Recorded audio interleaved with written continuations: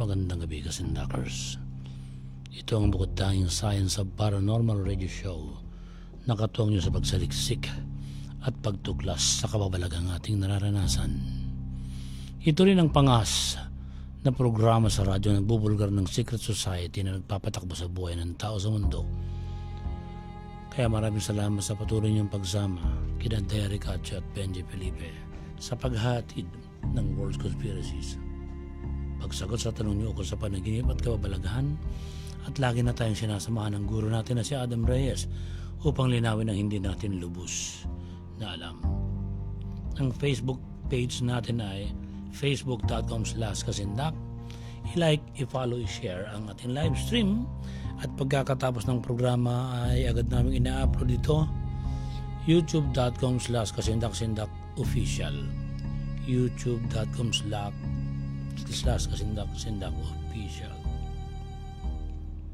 Gaya ng dati, bago tayo pumasok sa mundo ng paranormal at supernatural, kailangan nating magdasal.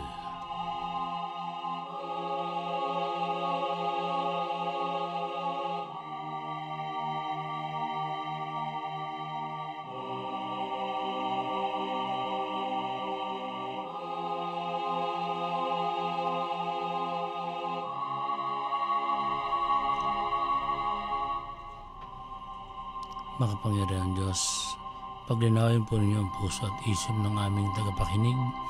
Kayo po ang bigay ng tamang senyales upang laging wasto ang aming bawat pananaliksik.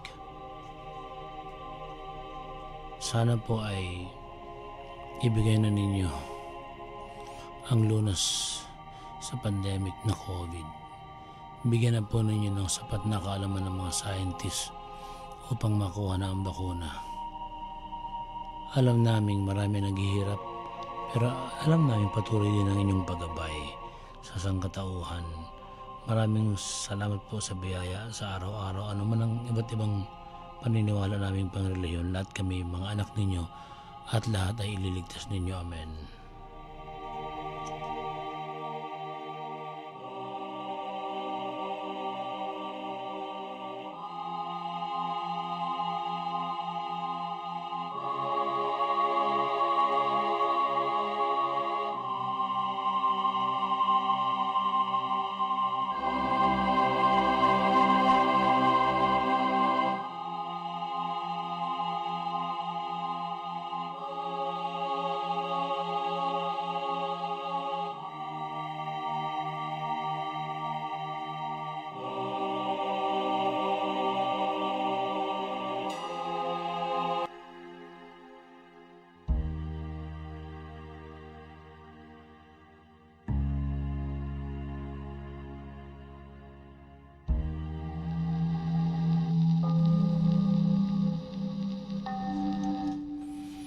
O yung mga mga nanalo mamaya i-announce natin yung pa-contest natin sa Happy Takoyaki at saka Faralicious Burger. Ang mapapanalunan nyo ay ang 13 kasindak-sindak na karanasan, isang aklat na ating sinulat kasama si Adam Reyes. Happy Takoyaki at Faralicious Burger ang katuwang sa contest. Masarap ang burger, sariling gawan tinapay, hindi mukhang rubber. Tunay ang karne, walang harina, umaapaw ang palaman, fresh ang vegetable at cheese. Faralicious Burger, 0945-604-0038 o kaya 0919-649-5646. Kung gusto naman ninyo ng takoyaki, Happy Takoyaki ni Deah Ricacho, may Facebook po sila, official Happy Takoyaki Facebook, punta kayo doon.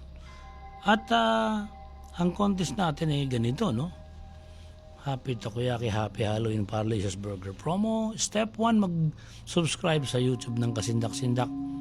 I-click ang notification bell, youtube.com/Kasindak-Sindak official. Step 2, abangan ang promos na kini-question ko, may kinalaman sa lahat ng pinag-uusapan natin sa paranormal. Sa YouTube ko po pinapost yung question ko. Buksan nyo Kasindak-Sindak official. Tuwing Sabado, mamaya maglalagay ulit ako ng bagong tanong. Step 3, yung unang 20 na makakasagot, gamitin nyo lang hashtag Kasindak-Sindak. May tigi isang libro lahat. Meron lang kasing sumasagot, hindi naglalagay ng hashtag. Meron namang sumasagot, hindi iniiwan yung city or municipality. Kaya hindi namin alam kung saan siya papadalaan. Step 4, para libre and delivery, order kayo ng Happy Takoyaki worth 300. Tapos papadala na sa inyo. Sasabay na sa Takoyaki yung libro, libre na delivery. Pwedeng order ng Faralicious Burger, depende kung saan kayo nanalo. 300 worth din yung Faralicious, ganun din, papadala din sa inyo yung libro. Kasi gusto natin, libre and delivery, parang libre talaga yung libro. Dahil kung hindi naman libre yung delivery, parang binili nyo rin, hindi rin pa premyo. Umorder kayo ng parang merienda, hapunan o pananghalian ninyo. Tapos merong libro. Ang winners nitong nakaraang Sabado, isa-isayin po natin yung mga nanalo nitong Sabado, Sina Irene Lorenzana si Jeremy Lara, Jessup Brofar, Gio Evangelista, Jason Kayabyab, Risa Nazareta, si Senpai Opay, hindi niya sinabi kung taga saan siya. Si Torres, Justice Torres pala pangalan nito, Si John Almacen, yan. Si John Robinesia, si Christian James Galahan, Macario Candelaria. Sisi natin na mga nanalo: Irene Lorenzana, Jeremy Lara, Joseph Brofar, J. Evangelista, Jason Cayabia, Brisa Nazareta, Senpai Opay, Jat Torres, John Almacen, Ruben Revenesia, Christian James Galahan at Macario Candelaria. Message kayo facebook.com/paralicious.official o kaya mag-message kay Happy Takoyaki at doon makakakuha kayo ng libro. Yan.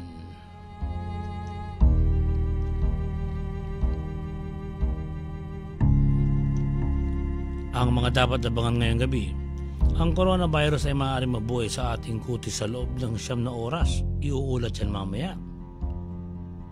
Ang mga nanalo ng Nobel Prize sa taong 2020 kilalanin. Ayon sa isang pag-aaral, ng mga tao ay mas mabilis na nag-e-evolve sa ngayon, ilalahad. May video ng multong dinasalan ng isang Muslim. Alamin ang pananaw ni Adam sa katatakutang ito. Ikalimang bahagi sa kwento ng pagiging global conspirator ni Ninoy Aquino. Sundan ang pagpapatuloy sa ika-15 bahagi ng kwento ni Luis Taruc, ang tabayanan. Ang dasal sa Latin na Spiritum Wacsim. Tatalakay ni Adam ang ibig sabihin. Ang time travel ba ay pwede talaga? Mamamangha kayo sa sagot ni Adam. Ano nga ba ang pinakaunang relihiyon? Papaksay ni Adam.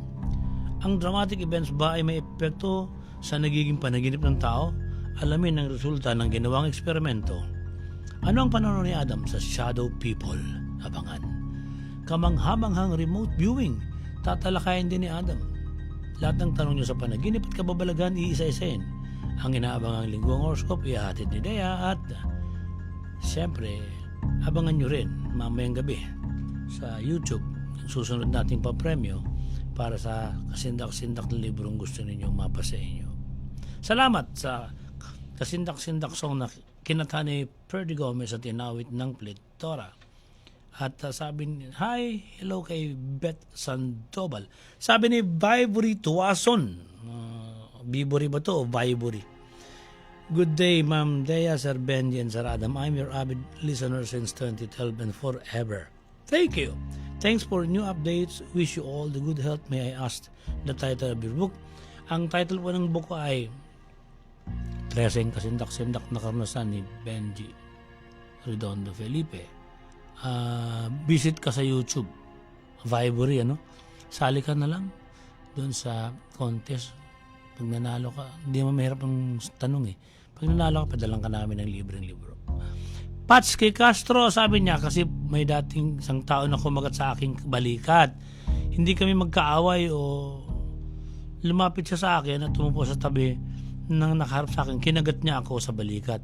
Tumagal ng mahigit 1 minuto yung pagagat. Tumigil lang siya nung umaaray na ako. Bumakat ang ngipin niya sa balikat 3 hanggang 4 na araw. May pagtingin ako sa kanya. Matagal na panahon na kami hindi nagkikita.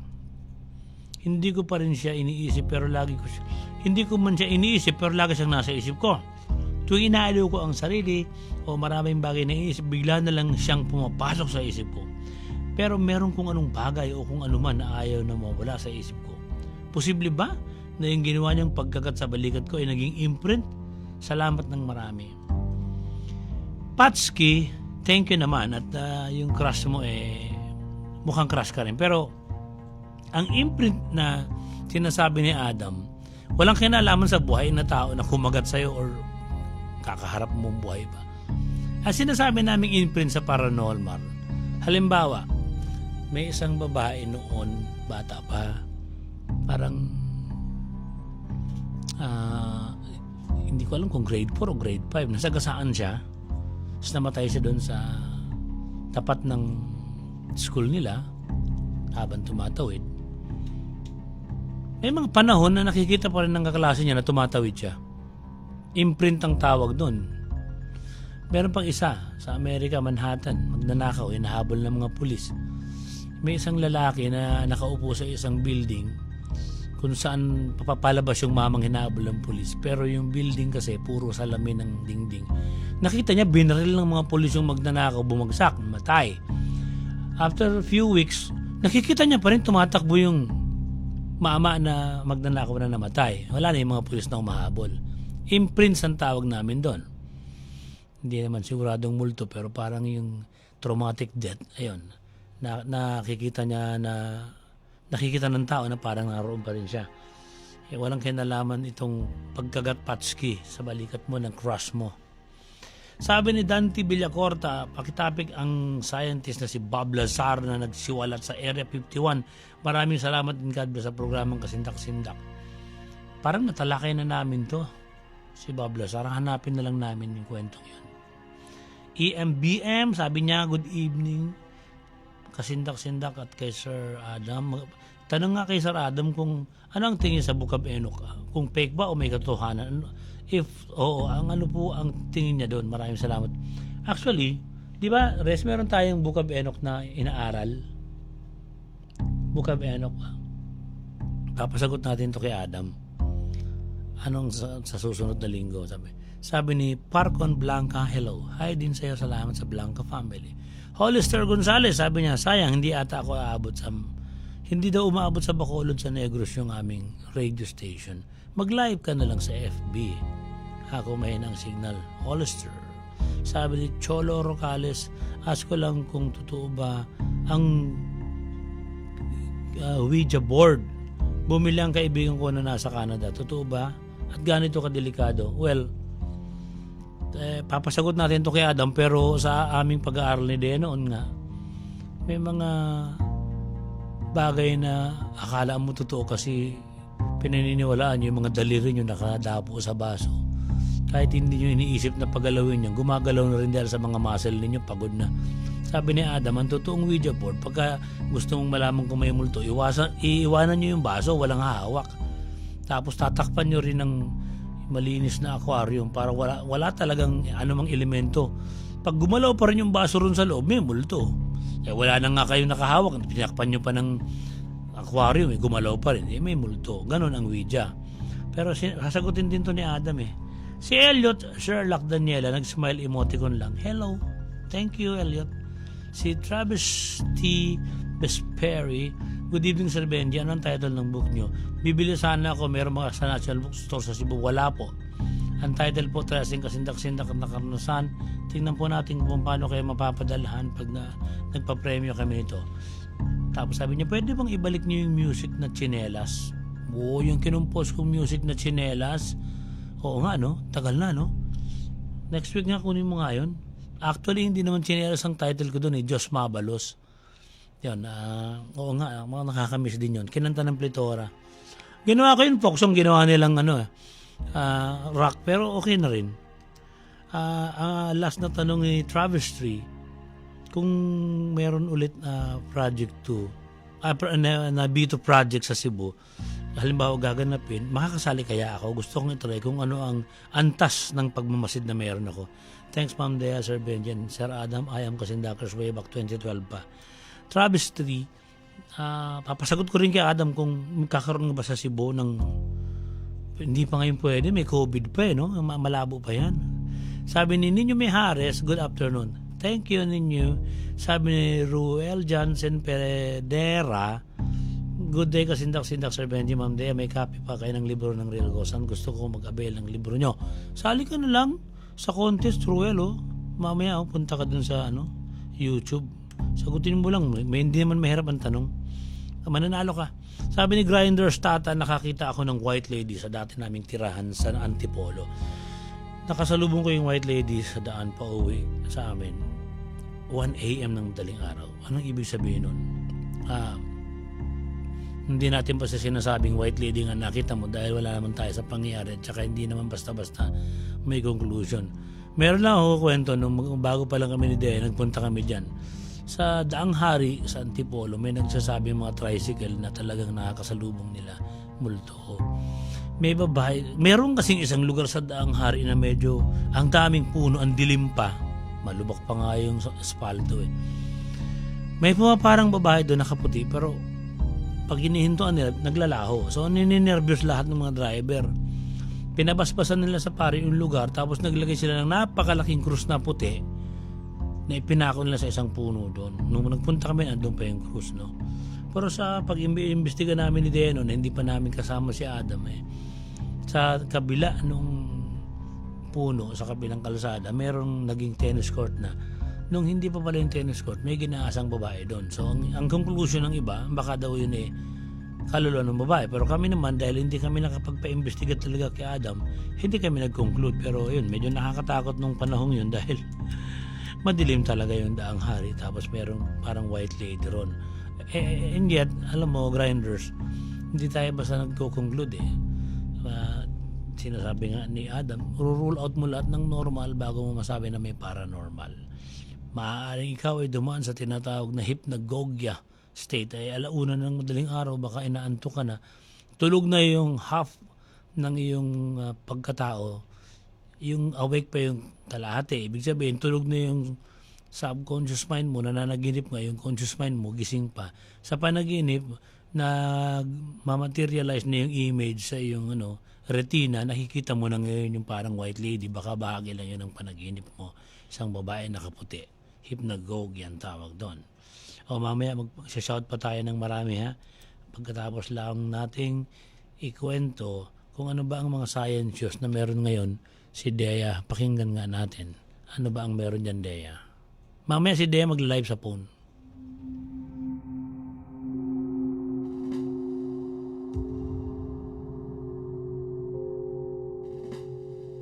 Narito na ang science news ngayong gabi.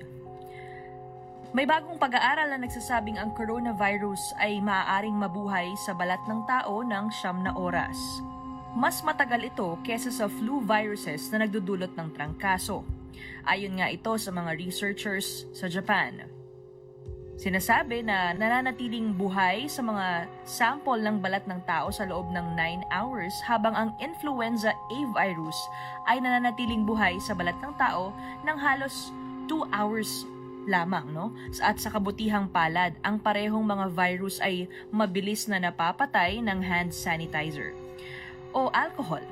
Ang mga natuklasan ay binibigyang diin ang kahalagahan ng paghuhugas ng kamay o paggamit ng alcohol at hand sanitizer upang maiwasan niya ang pagkalat ng COVID-19. Sa sinulat na mayakda sa kanilang journal na naipublish noong October 3 na Clinical Infectious Diseases, this study shows that SARS-CoV-2 may have a higher risk of contact transmission or transmission from direct contact than IAV because the first is much more stable on human skin than the latter.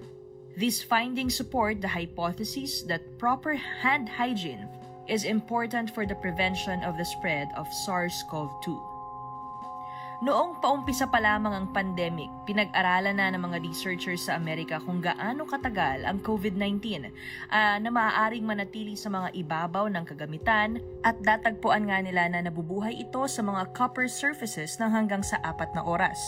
Sa karton hanggang 24 hours at sa plastic at stainless steel ng higit pa sa 72 hours. Gayunpaman para sa mga kadahilan ng ethics, ang pagsusuri sa kung gaano katagal maaaring tumagal ang virus sa balat ng tao ay napakakomplikado o mas komplikado. Hindi basta-bastang mailalagay ang mga sample ng isang potential na nakakamatay na virus sa mga kamay ng tao.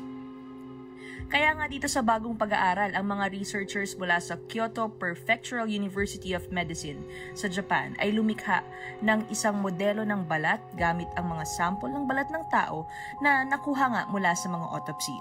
Ang mga sample ay nakolekta ng humigit kumulang sa 1 araw pagkatapos mamatay ang isang tao. Sinabi ng mayakda na kahit 24 hours pagkatapos nga ng kamatayan, ang balat ng tao ay maaari pa ring magamit para sa skin grafts na nangangahulugang nananatili ang karamihan sa functions nito ilang oras pagkatapos ang pagkamatay. Kaya nga, ang mga nakolekta na sample ay maaaring maging isang angkop na modelo para sa balat ng tao. Ang giit ng mga mayakda. Gamit ang kanilang modelo, natuklasan ng mga researchers na ito na ang COVID ay nagsusurvive sa mga sample ng balat ng tao sa loob ng 9.04, 9 hours and 0.04 minutes, kumpara sa 1.82 hours para sa influenza A virus. Itong mga virus na ito ay inihalo sa mucus upang gayahin ang paglabas ng mga viral particles sa isang pag-ubo o pagbahing. Ang COVID-19 ay tumagal ng mas mahabang oras o mga 11 hours pa daw. Gayunpaman, ang parehong mga virus ay napatay sa loob ng 15 seconds matapos gamitan ng hand sanitizer na merong 80% ethanol.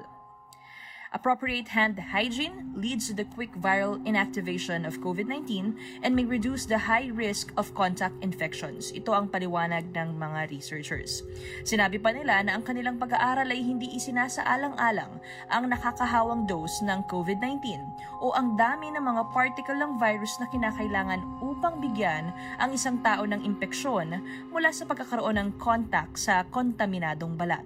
Kaya dapat digsuriin ang katanungang ito sa mga susunod na pag-aaral. Samantala, alamin natin kung sino-sino ang ginawaran ng Nobel Prize ngayong taong 2020. Nagsisimula usually itong paggawad ng Nobel Prize tuwing October.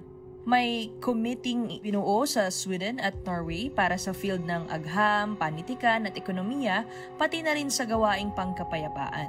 Ang mga anunsyo ay nagsimula noong nakaraang linggo sa paggawad nga ng premyo sa physiology o medicine.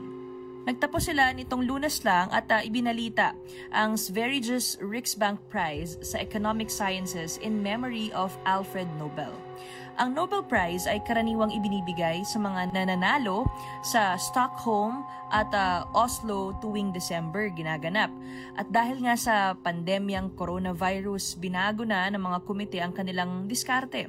Ang ilan nga sa mga events sa Stockholm ay nakansela at pinalitan nga nila ito sa isang virtual ceremony para sa mga Nobelist at mga medalya at diploma ay ipapamahagi sa mga embahada at ibibigay sa kanilang sariling bansa. Ang mga tatanggap ay maaaring maimbitahan sa seremonya ng paggawad for this year 2021 kung pahihintulutan na ito. Ang seremonya sa Oslo para sa Peace Prize ay magiging mas maliit kaysa sa pangkaraniwan at limitado lamang ang audience ito. Inihayag din ng komite ng Nobel ang isa pang pagbabago nitong nakaraang buwan niya. Ang bawat premyo ay tataas sa 10 million Swedish kron na 1 million mahigit kaysa sa nakarang taon. Iyon ay isang pagtaas sa halaga ng premyo na humigit kumulang na $112,000 sa kasalukuyang exchange rates. Ito yung mga nanalo sa field ng physiology or sa medicine. Sina Dr. Harvey Alter, Michael Hutton, Charles Rice ay ginantimpalaan para sa pagtuklas ng hepatitis C virus.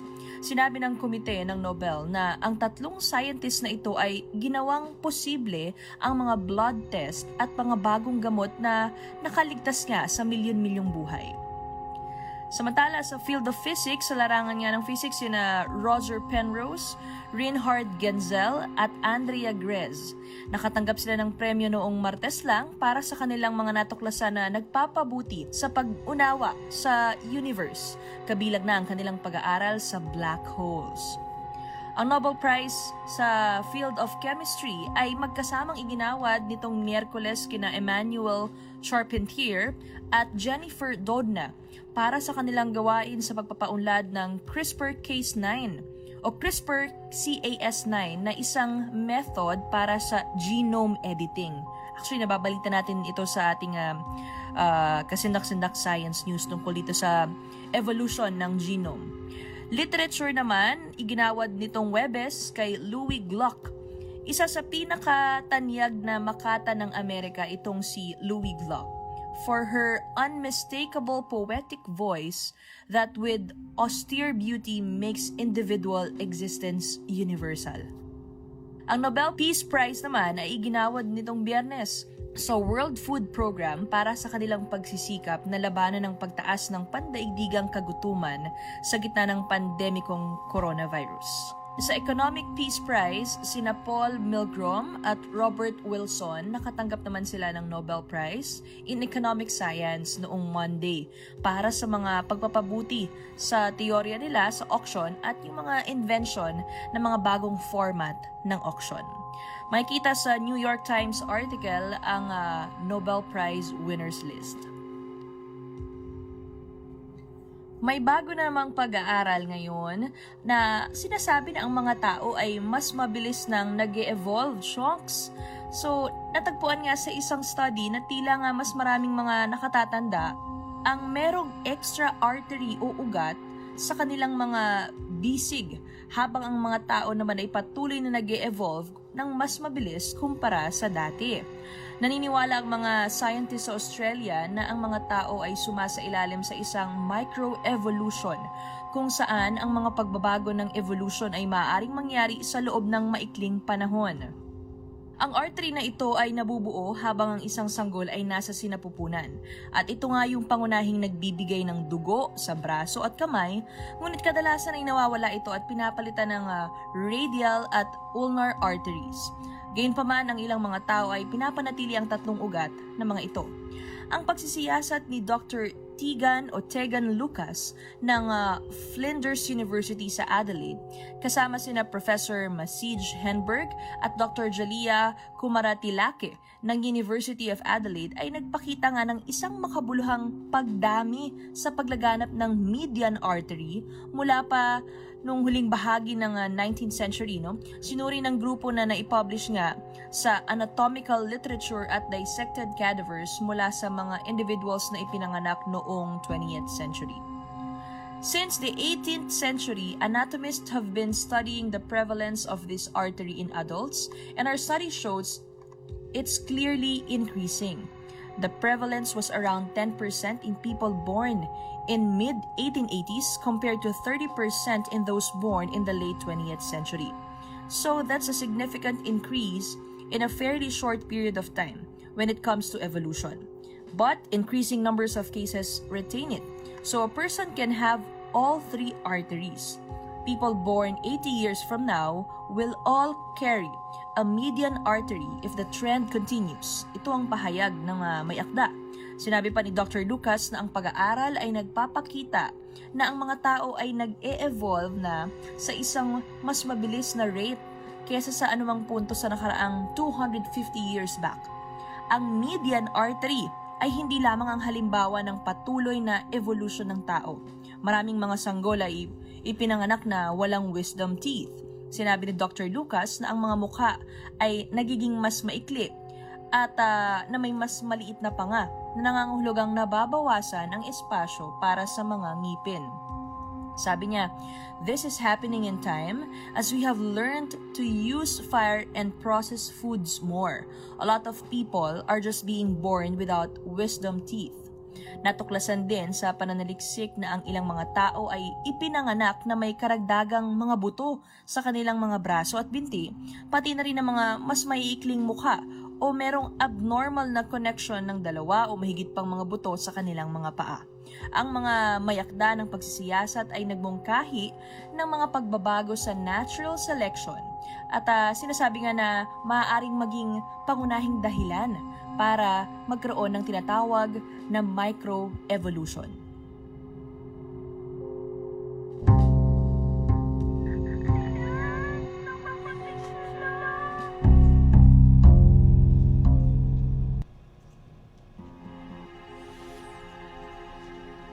Merong tanong dito para kay Adam pero batiin muna natin si Tulip at si Christine Carrier, no? Lagi nakikinig yung mga ito Si Mark Bentoranza kasi nagtanong, no?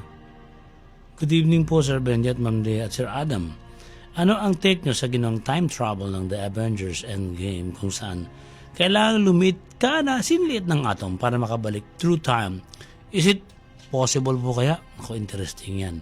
Ang ganda ng sagot ni Adam. Nagkaka-interest din akong alamin Ito, ang sabi ni Adam tungkol sa tinatanong na time travel ni Mark Bentoranza. Good evening, Mark. That's a very good question, Avengers Endgame. Actually, that's one of my favorites na movie. Now, regarding the science behind time travel, here's the thing. When you're talking about quantum mechanics and particle physics, basically, size is very relative. So technically what happened is hindi sila actually lumiit ng size ng atom. Yun lang yung magiging perception nung taong nanonood sa kanila or tumitingin. Pero technically, they really did not go down to the size of the atom. What happens actually is that they use the subatomic configuration and they manipulate yung subatomic configuration na yun to be able to move backwards in time. Kasi according, to some theories in quantum mechanics, time moves and behaves at a different level at the quantum level. Ang challenge dyan is yung makakagawa ka ng containment unit, ng vessel, na it will make it possible for you to survive the process. Kasi remember, as I mentioned, Tony Stark is basically a genius. Basically knows how to manipulate the quantum field, energy fields, quantum mechanics. The thing there is kung ano yung materials na gagamitin mo pang-construct ng isang vessel na pag pumasok ka dun sa quantum tunnel, you are going to remain alive physically with your consciousness intact. To be able to achieve this, take note, you're not only talking about time travel, you are also speaking of ostensive teleportation. Kasi kung tutuusin, what's happening is not only do you go backwards in time, you're also going backwards in time at and towards a specific location on that grid in the past. So, hindi ganun kadali yun. So, you really need to be able to construct a way that once you enter the quantum tunnel, once you move back to that area where time moves differently and slower, you will survive the trip. Dun sa ginawa sa the Avengers, is constructing the vessel. Now, it is theoretically, it's theoretically possible, but we do not have the technology or the materials right now. Kumbaga hindi pa natin na-discover kung paano gawin yung compound na yun na nakuha na ni Tony Stark. But in theory, it could actually conceivably work. The beautiful thing kasi about movies like The Avengers, for example, ang Star Trek, once upon a time, nung panahon na wala pang cellphones, Star Trek was using communicators.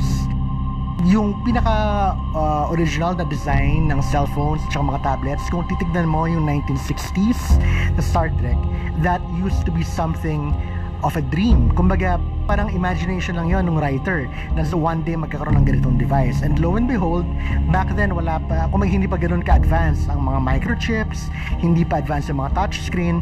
So, back then, it was science fiction.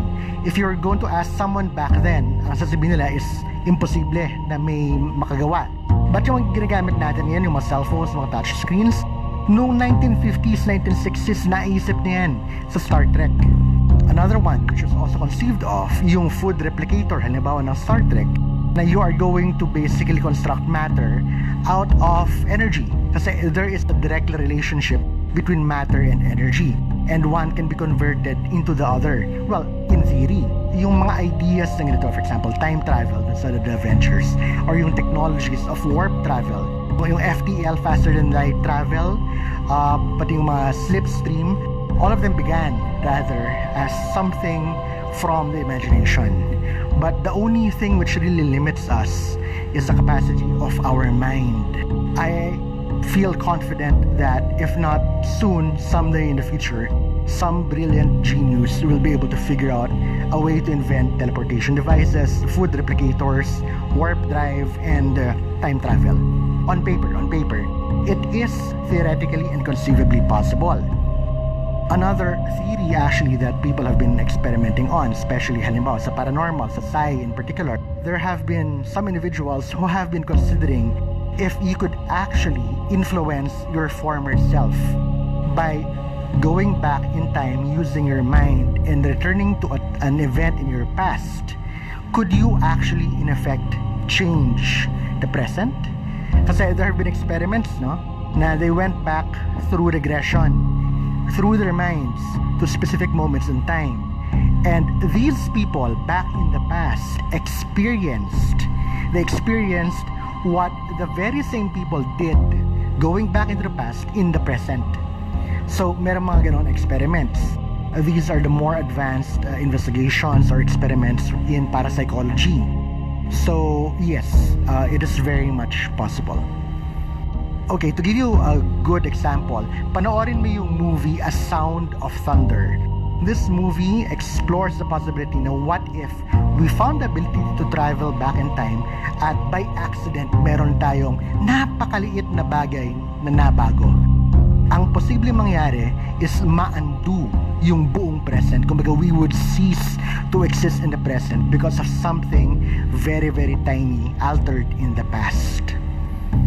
Kaya nga, for example, sa Star Trek, meron din tawag silang temporal directive na you do not just go back into the past and alter something without calculating everything that could or would be affected by a singular event.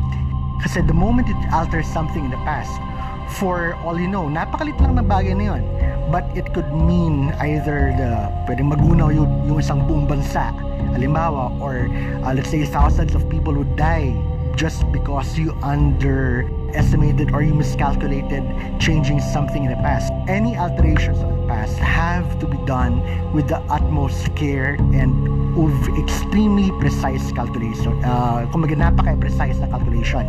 Isang pagkakamali mo lang dyan, pwedeng magunaw yung buong mundo. Just all it takes is one tiny little miscalculation, one tiny mistake, and you could destroy history as you know it.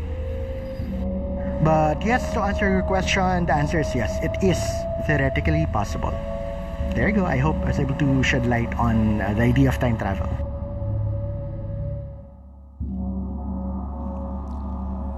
Thank you, Adam. Meron pang isang tanong dito. Si Joseph Dave Hortensio. Pag namalikmata ka ba, ibig sabihin bukas ang third eye ko? Salamat and more power. Malikmata. Anong sagot dyan ni Adam kay Joseph Dave? Good evening.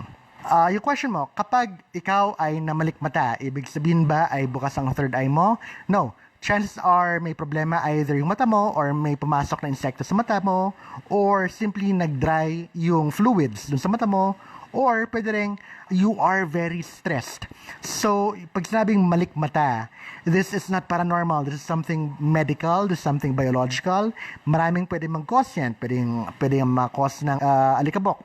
Pwede yang matrigger dahil ng optical illusion. Pwede yang matrigger yan ng hypnagogic state of mind. So, kapag namalikmata ka, hindi yon third eye. Magkaiba yung dalawa. So, ayan, you don't have to worry about that. You're perfectly safe. Thank you, Adam. Thank you so much. At ito na yung hinihintay niyong ika-15 bahagi ng kwento ng buhay ni Luis Taruc.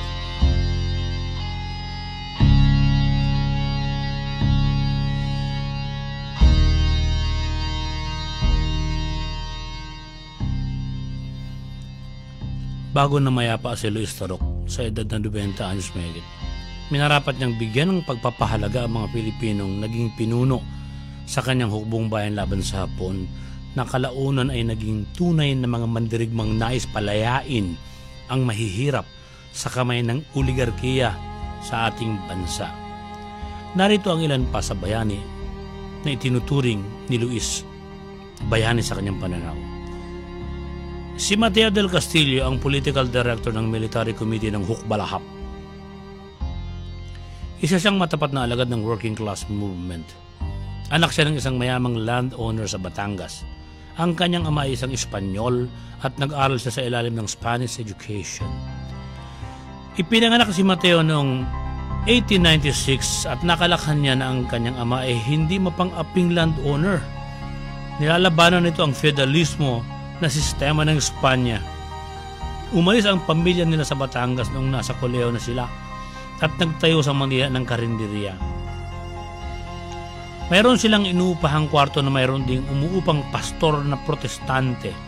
Ang pastor ay may kaibigang leader ng kapisanan ng mga magbubukid ng Pilipinas o KPMP.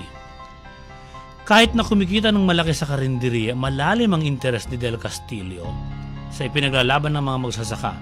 Kaya ginamit niyang secret meeting place ang kanyang karinderya para sa KPMP.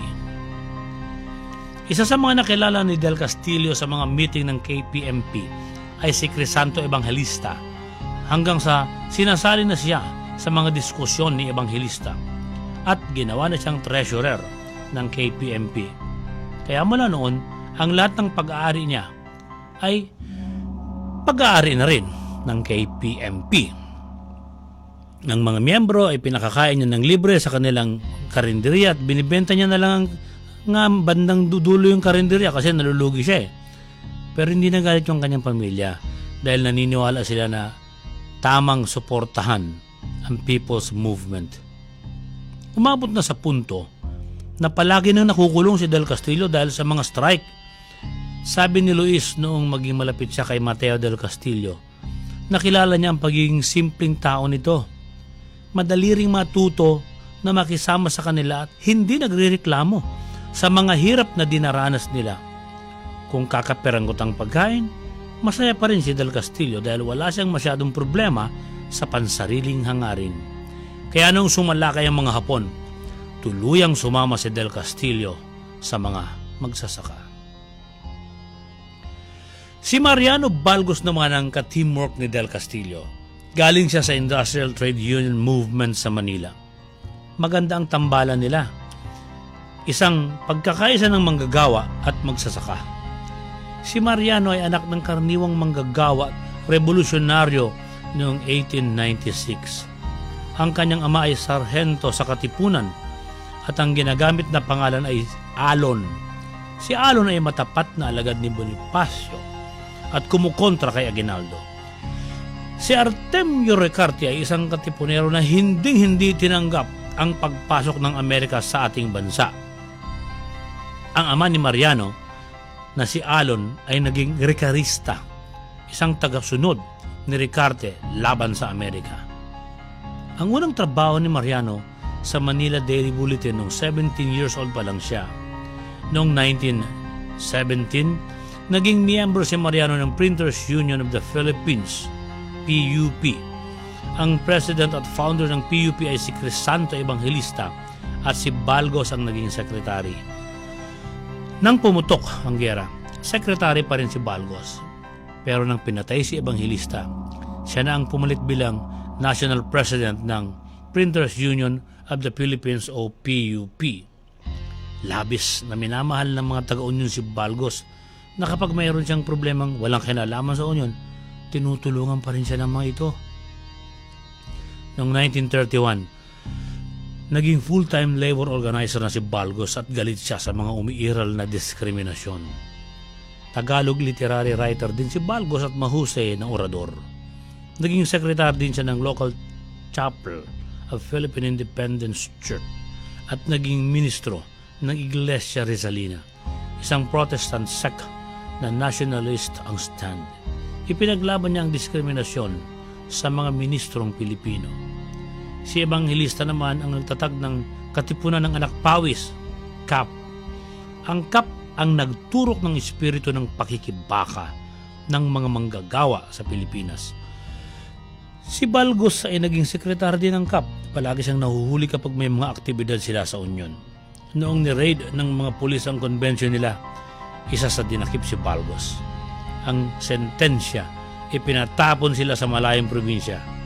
Ngunit pagbalik niya ng Maynila, nag-organisa ulit siya ng miyembro ng CAP. Pagputok ng gera, umalis na siya sa Manila at nagpunta sa Tanay. Sa Tanay, nagtayo siya ng isang guerrilla group sa Rizal Province.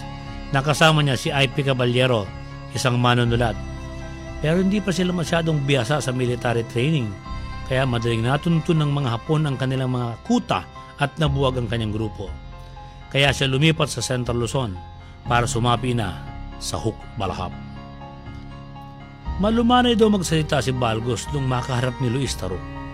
Pero napakatibay ng determinasyon na ipaglaban ang uring manggagawa, kaya binansagan siyang bakal. Ang namamahala naman sa pag-organisa ng masa para sa United Front ay si Juan Feleo. Siya ay leader ng manggagawa sa Nueva Ecija bago ang giyera. Kamping-kampi sa kanya ang mga tao dahil ibinuhos na ang kanyang buhay para sa kapakanan nila. Ipinanganak siya noong May 1, 1896. Ito ay International Labor Day na bagay sa kanyang katangian. Galing siya sa middle class family pero naghihirap sila. Ang kanyang ama ay kasama sa himagsikan kontra sa Kastila. At ang idolo ng kanyang ama ay si Jose Rizal.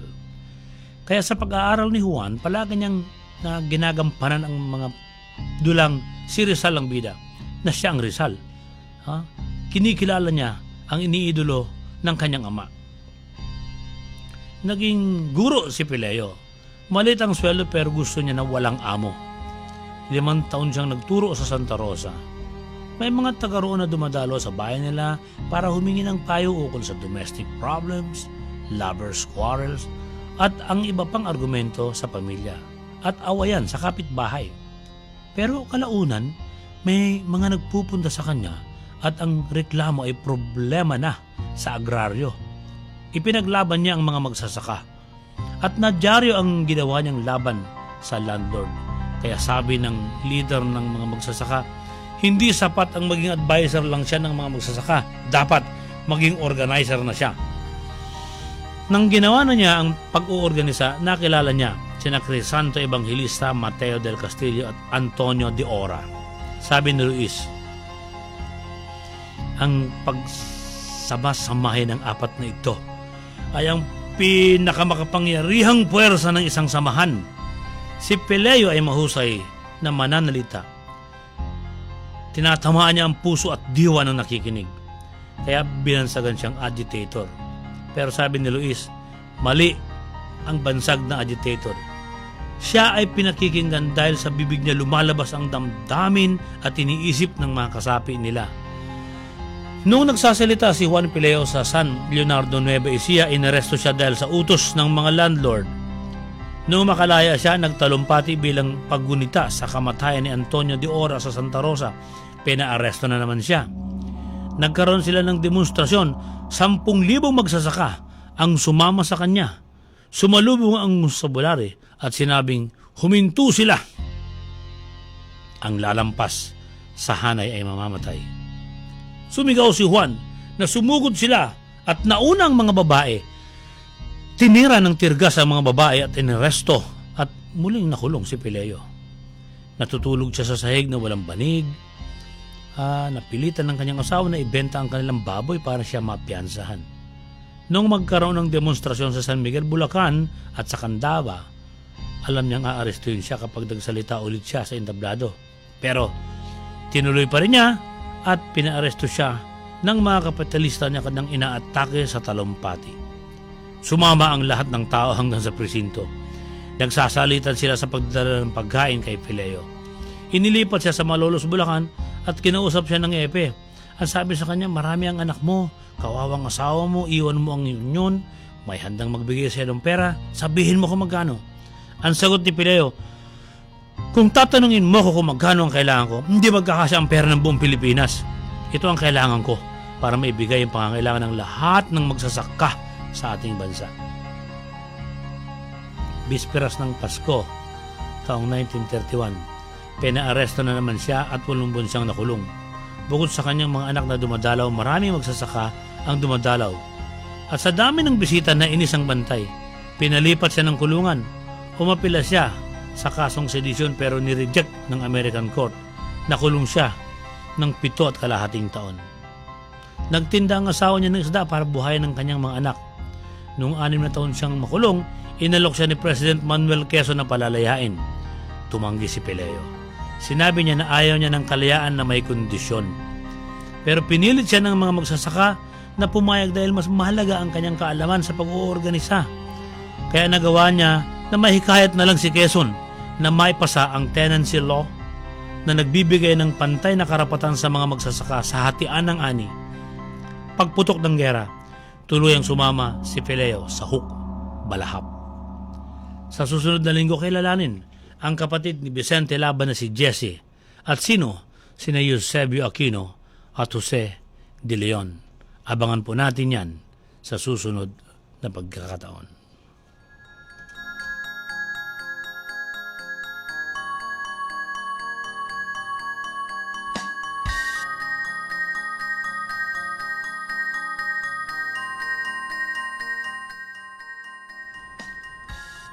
Happy Takoyaki, Happy Halloween Parlicious Burger Promo. Step 1, mag-subscribe sa YouTube ng Kasindak-Sindak at i-click ang notification bell youtube.com/Kasindak-Sindak Official. Step 2, abangan ang promo question sa YouTube Kasindak-Sindak Official tuwing Sabado. Mamayang 10 PM may bago akong i-upload na question. Madali lang ito, masasagot nyo. Step 3, ang unang 20 na makakasagot na ginagamitan ng hashtag Kasindak-Sindak may tigi-isang libro. Huwag niyong kalilimutang ilagay yung inyong municipality or city of resident. Hindi naman kumpletong address. Step 4, order kayo ng 300 worth ng takoyaki, happy takoyaki, o kaya paralysis burgers, 300 din ang worth. Bakit? Para yung delivery boy, papasabay na lang natin yung libro. Libre na ang delivery. Libre libro, libre delivery, may paralysis burger at happy takoyaki ng masarap, libre pa ang delivery ng premium aklat. Sa Metro Manila muna to, pero sige, mag-iisip tayo ng paraan para sa probinsya naman sa susunod kung ano naman ang paraan para magkaroon din sila ng papremyong mga libro.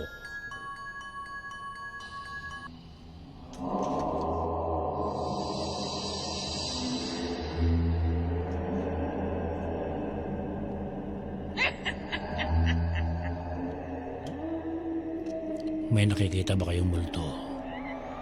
May nararamdaman ba kayong sumasanib sa inyong masamang espiritu? Kung may kahila-hilakbot kayong panaginip o nakatanong kayo ng UFO o inaakala nyong may duwende o maligno sa bahay nyo, i-like nyo lang ang aming Facebook page, facebook.com/kasindak. Pwede kayo magkwento ng karnasang nakasisindak, mag-iwan ng mga tanong tungkol sa panaginip at kababalaghan. Gayon din, youtube.com/kasindak-sindak official. Pwede rin kayo magkwento ng nakasisindak nyong karanasan o mag-iwan kayo ng tanong tungkol sa panaginip at kababalaghan at sasagutin po namin lahat ng yan.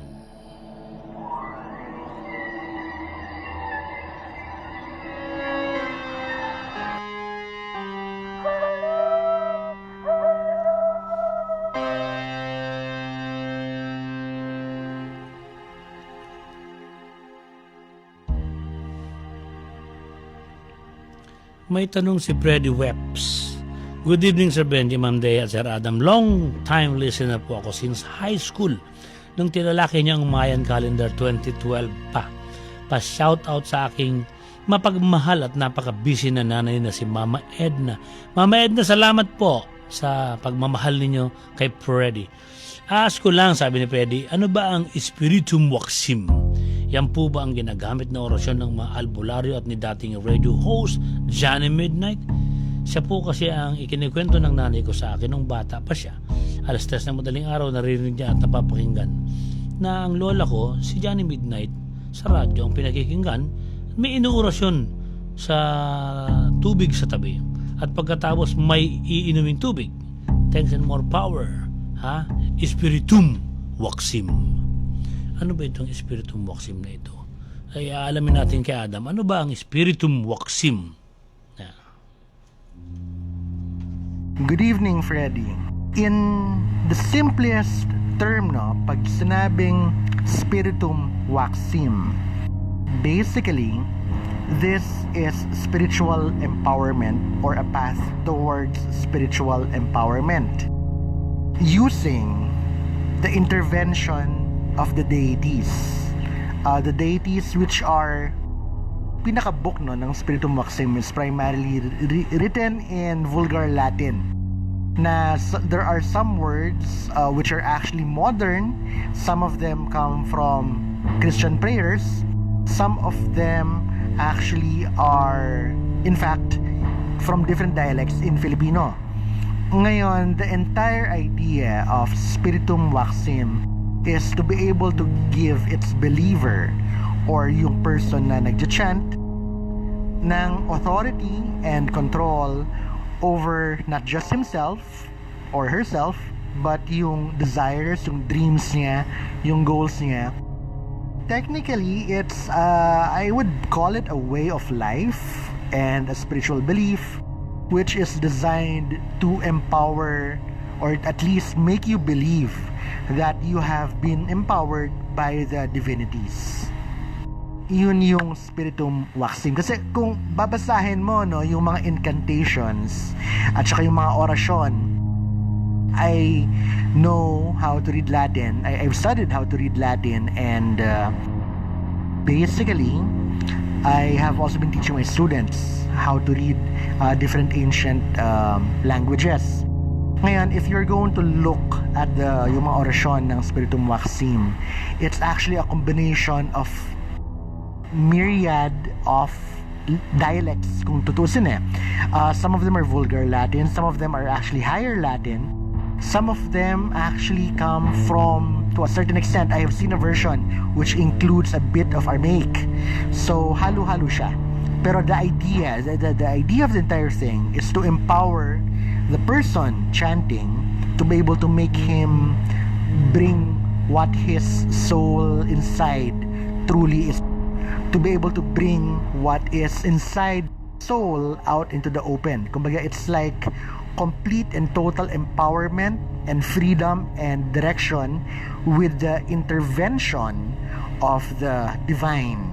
So yun yung belief behind yung mga orasyon ng Spiritum Wacsim. It's also used to protect your loved ones. It's also used to protect yourself from a lot of many other things. But it's basically divine intervention. And you, according to the belief, no, ikaw mismo ang magkocontrol sa Diyos, sa mga demonyo, sa mga anghel, to do your bidding, to wrap you around in spiritual armor, and to ensure that you are able to be free of the chains which you bind yourself with.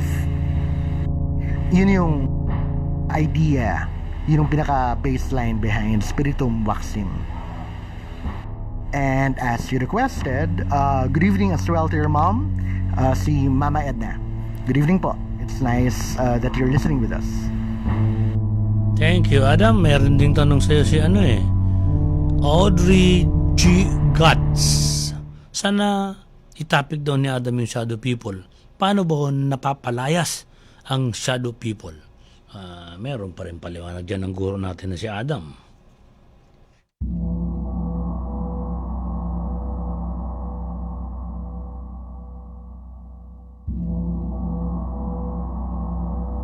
Good evening, Audrey. Shadow people, yes. There have been documented cases all over the world of individuals observing and witnessing the behavior of so-called shadow people. Sometimes shadow people have been associated with mishaps and maladies. At other times naman, they have also been associated with angels. Some of them associate them with demonic souls. Some of them even associate the so-called shadow people as basically omens or harbingers of death and demise. From the V2 point of view, we have yet to document an actual case of shadow people which turned out to be an actual shadow person. Kasi karamihan nung mga na-report sa amin, nakala nila shadow people, pag-check namin, hindi naman paranormal entity. Kumbaga, yung inakala nilang shadow people ay talaga shadow ng tao na buhay. Kung minsan naman, yung mga ibang inakalang shadow people were actually optical illusions created by different shadows, one on top of another, na kapag sinilip nila or kapag natignan nila from a certain angle, nagbumukhang tao. So it also is, in a way, a form of ang walang kamatayang pareidolia. However, all other scientific explanations aside, no, I can give you some pointers based on lore, mythos, and supposed encounters with shadow people, as well as combinations of different techniques I have learned from the different arts to give you a practical way, or a very simple, very easy way to be able to counter these so-called shadow apparitions. First of all, shadows are made by an obstruction of light. The most obvious and simple way to counter these so-called shadow people is to use light. That's the first thing. Now, on another account, you can actually utilize what we refer to as psionic shielding.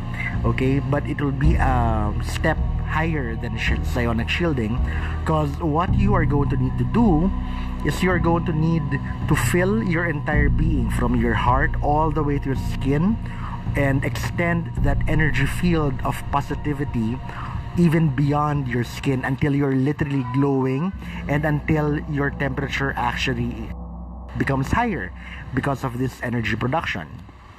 Once you have attained this level of energy and positivity from within you, the idea is to direct or to send this particular energy signature as an attack or as a weapon against wherever that shadow person is standing. Now, one of the simplest ways to do this is to go back to a moment in your past where you were very happy, where everything was perfect and beautiful, and to let this memory and emotion fill each and every fiber of your entire being. Once you have gotten the hang of filling your entire being with positivity, with love, with happiness, you can then start practicing extending this field around the people you love, like a protective shield. Once you're able to do that and extend this shield around the people you love, you can then start practicing on actually projecting it onto certain targets. Ang isang magandang pagpracticean nito, kung meron kang mga alagang hayop or mga pets, you can actually practice using this method on them kasi, well, first and foremost, you're actually projecting positivity and light and hope outward and love. So it wouldn't really hurt the animals if you were to actually project love and positivity towards them. Remember, one of the most basic and fundamental rules, no, so to speak, of applied metaphysics is you never fight fire with fire. You never try to meet anger with anger. The only thing which can diffuse anger is love. The only thing which can diffuse cruelty is kindness. You have to neutralize by using the opposite. In the same way that the only way you can fight the darkness and shadows is with light. And that will all begin with finding the light inside you. Kaya I would always ask my students to always contemplate what it is that they would live for. Kasi if you are inspired, if you are excited, if you are eager and loving life, or if there is something in this life which gets you out of bed in the morning and inspires you to do good and to help others, then that is one step toward finding your happiness, which will create a shield around your loved ones, and you can use as a projected weapon to a certain extent against the so-called shadow people. But then again, always take note na kung minsan yung inakalang shadow people are actually angels because they're actually doing good. However, meron yung mga iba, akala naman nila yung mga shadow people are actually, how do you put it, emissaries of hell, or kumbaga mga demons moving around. So, if we are talking about the latter, then that is one of the most basic ways that I can teach you and share with you over the air to be able to shield and protect yourself. However, should you want to learn more about the more advanced techniques, you can actually message or call me at 0917-273-0070. And if ever there's an emergency, feel free to call me as well at that number. Thank you, Adam. May tanong pa rin si Kael Cyril Dato Marbida. Magandang gabi, Sir Benjie, Ma'am Deah at Sir Adam. Tatanong ko lang, ano ba ang pinakaunang relihiyon na naitatag sa kasaysayan ng ating mundo? Thanks and more power sa Kasindak-Sindak. Kael, ito ang sagot ng guro nating si Adam sa pinakaunang relihiyong tinatanong mo. Good evening, Kael. Ang pinakaunang religion ever recorded is what is referred to as animism. Ang animism is pretty much something like the worship of everything around you. In animism, basically people would worship the land, the soil, the trees, the mountains, the sky, even sometimes the air, the wind. So animism, which has been around since pretty much the time of the cavemen, is pretty much an expression of love and appreciation of the world around us. Not just that, it also showed that our ancestors during the time of the cavemen actually showed respect and humility of their stature as human beings. There are many religions today which actually still follow certain tenets of animism. One example is Wicca. Wicca is basically the worship of nature, showing a great respect for everything, particularly the trees, the elements, the water, the earth, the soil, the sky. So this is one of the beautiful things about Wicca. Another example is Shintoism. Shintoism is very, very simple. It's actually one of the rather pure religions in the sense that its simplicity is very thorough, and it's one of the closely connected religions to what is, or what was rather, referred to as animism. Now, kung tutusin, the thing about animism is you can actually draw all the varying religions from all over the world and draw it back all the way to the first religion called animism. Kasi animism as a religion shows how humans perceive themselves in reference to the rest of the world and to the rest of their environment and surroundings. Animistic religions and animism itself actually showed that we acknowledge that we are simply humans in a much larger, much more diverse world, which is so much bigger than us and our problems which we may have within our minds, hearts, and souls. And for this reason, animism is not actually one of the oldest, but the oldest religion. It is also one of the purest and most earnest in forms.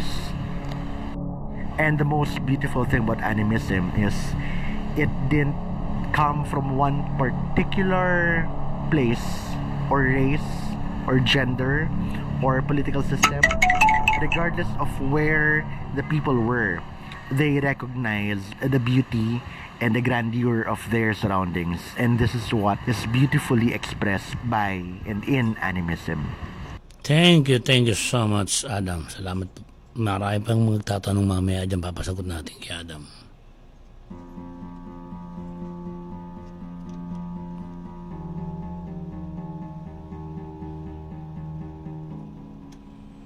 At narito po ang ikalimang bahagi ng pagiging global conspirator ni Ninoy Aquino. Mahalagang malaman ng mga Pilipino, lalo na ng kabataan ngayon, ang kasaysayang inilim sa ating bansa upang higit nating maunawaan kung bakit tayo nahihirapan o pinahihirapan. Sino ang mga nagpapahirap sa atin? Sino ang kasangkapan ng mga masterminds sa kahirapan ito? Sa isang bahagi ng aklat ni Eric San Juan na pinamagatang Conspiracies and Controversies, may hinalaw siyang pangungusap mula sa writer na si Oswald Spengler.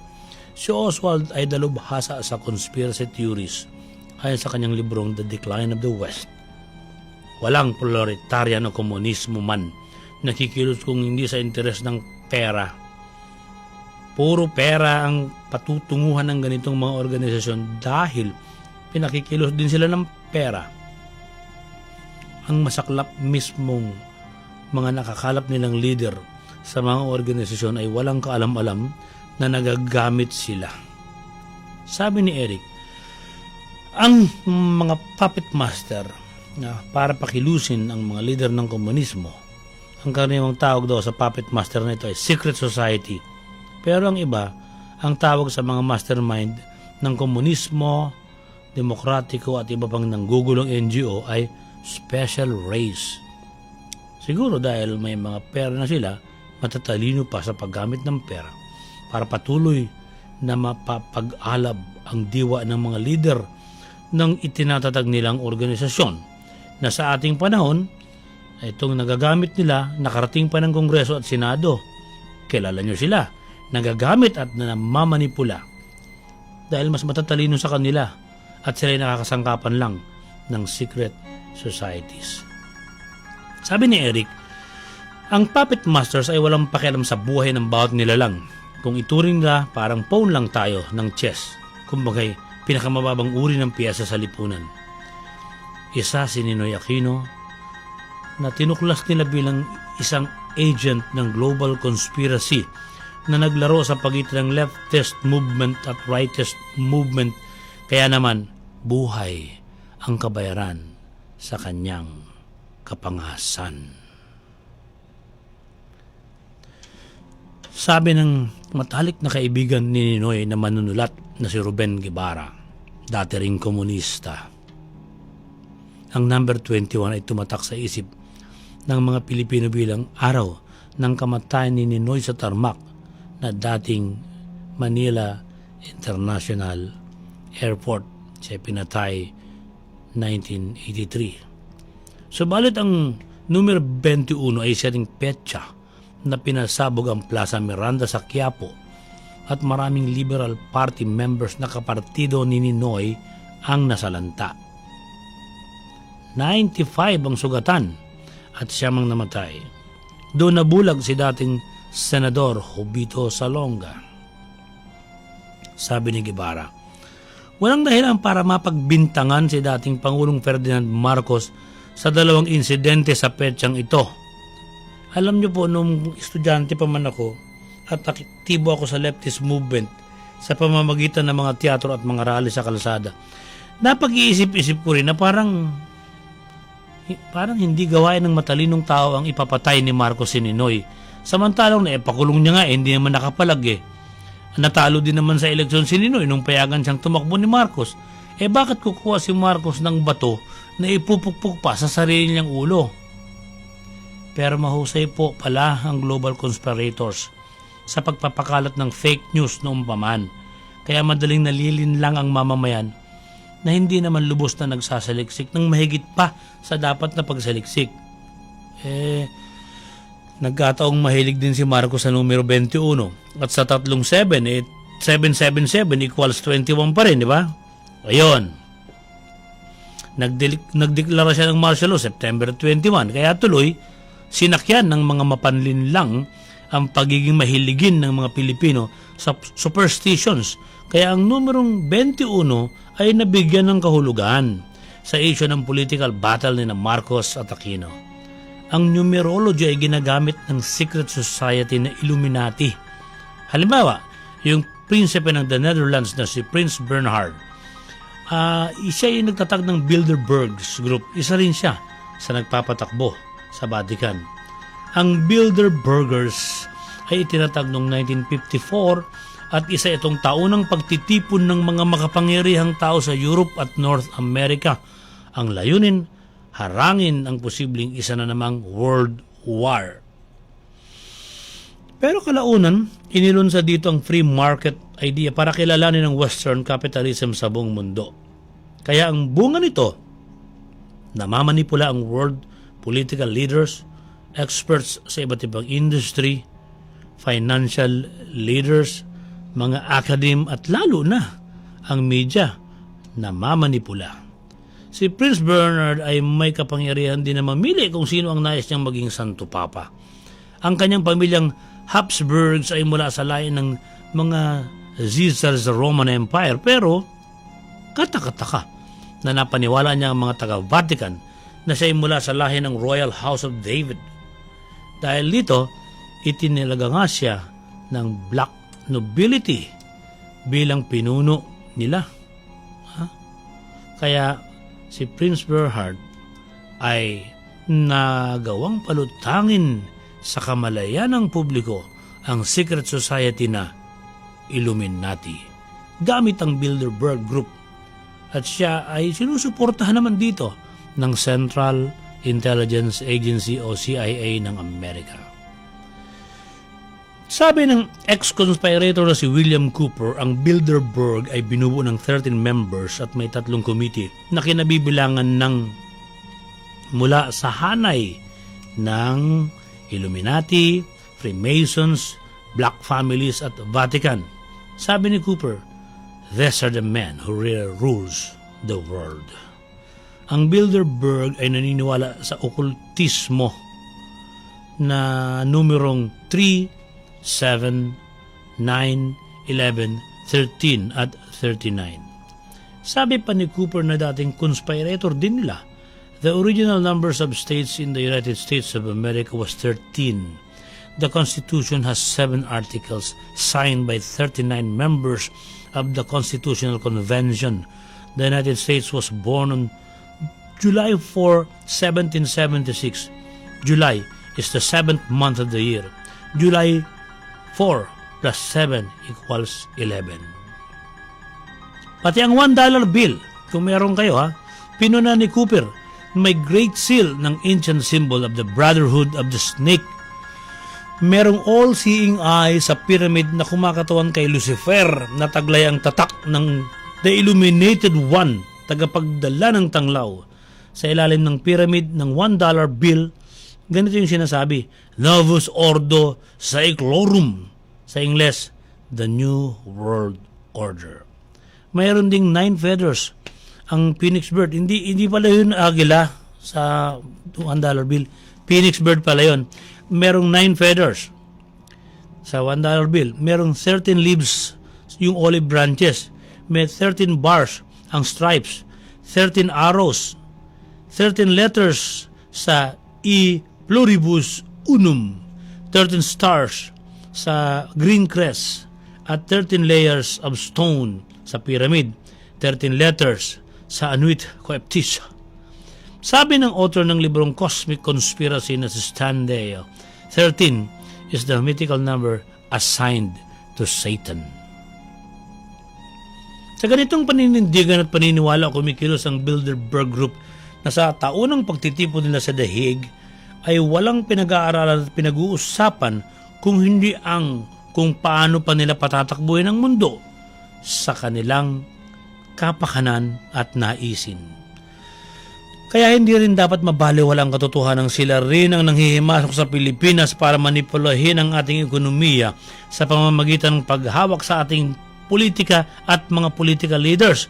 Kaya marami ang Masonic Temple sa atin, napapansin nyo, Bakit hindi natuklasan ni Tita Cory noong Pangulo pa siya kung sino talaga ang mastermind sa pagpatay kay Ninoy?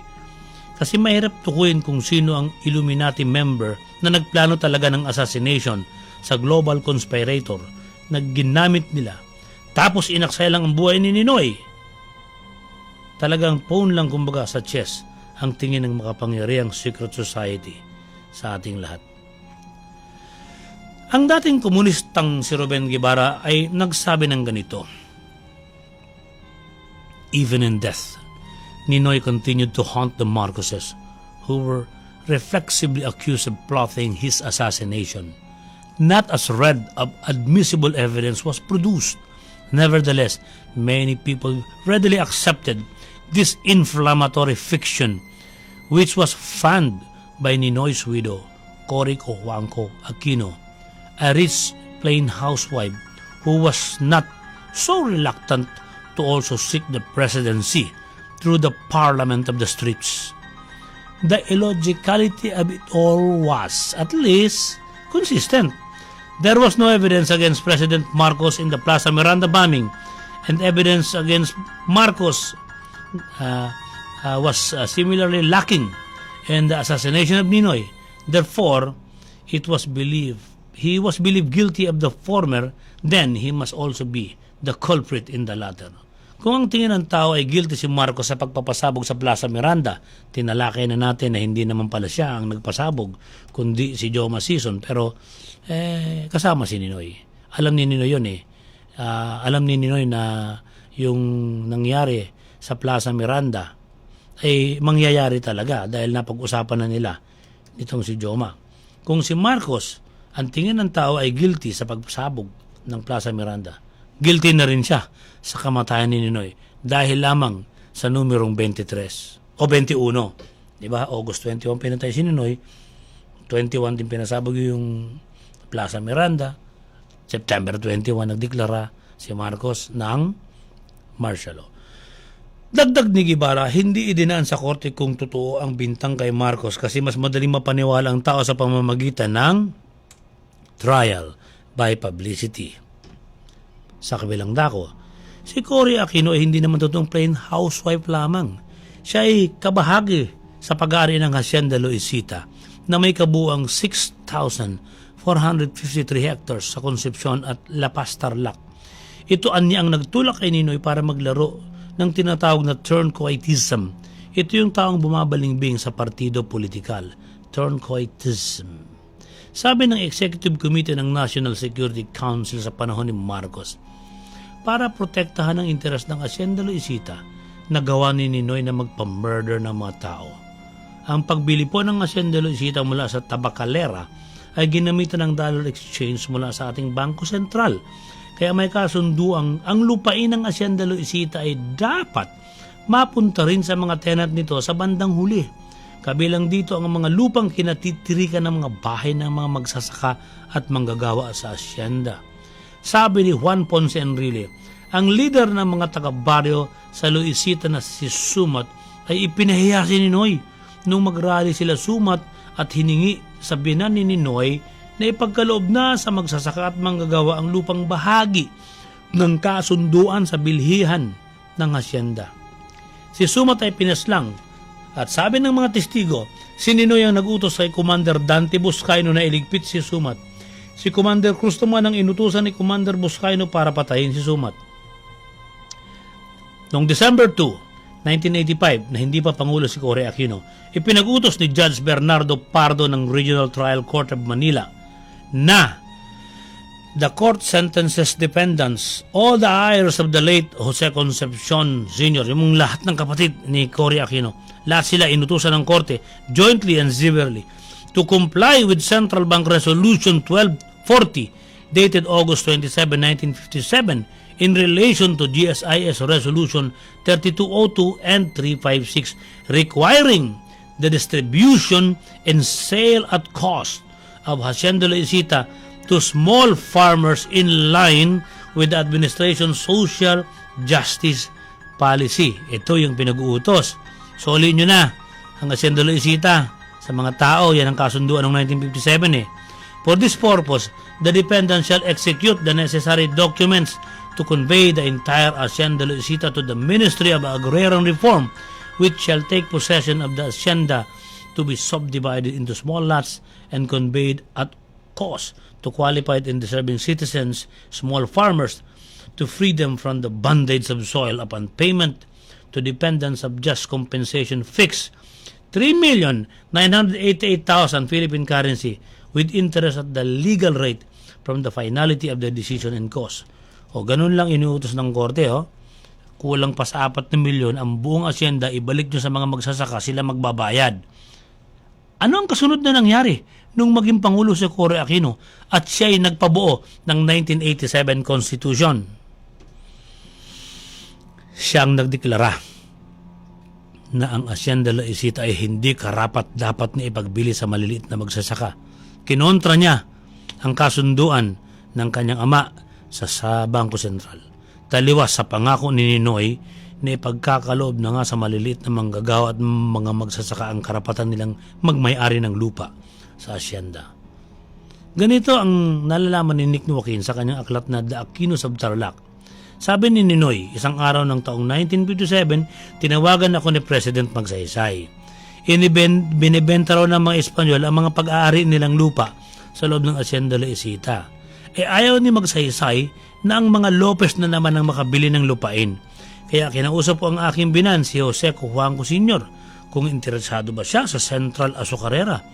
Nagkaroon ng negosasyon, pero ng panahong may negosasyon, namatay si Magsaysay sa isang plane crash.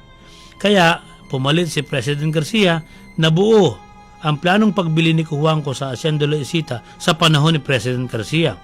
Ang ideya ay gawing pangkabuhayan ng operasyon ng Hacienda, saka ito isa-subdivide para ibenta sa malilit na manggagawa at sa kanilang mga kooperatiba.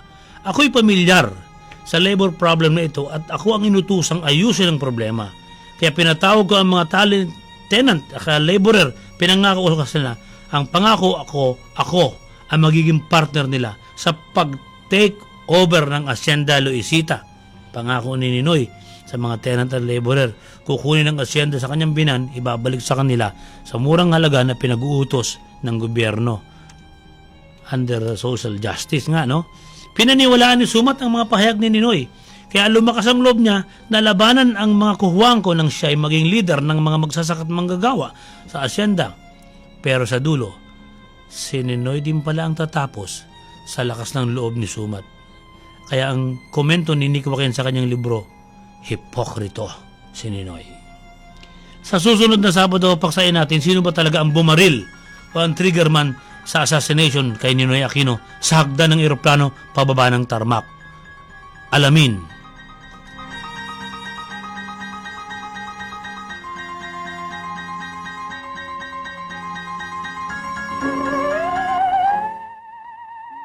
Nasa kabilang linya po natin si Deah Ricacho at siya po ay babati muna bago sagutin ang mga tanong niyo tungkol sa panaginip at kababalaghan. Magandang gabi sa iyo, Day. Hello po, magandang gabi sa lahat ng Kasindakers, Chong, at Rez, Yes. nandyan. Maraming salamat sa pagtawag. Oo.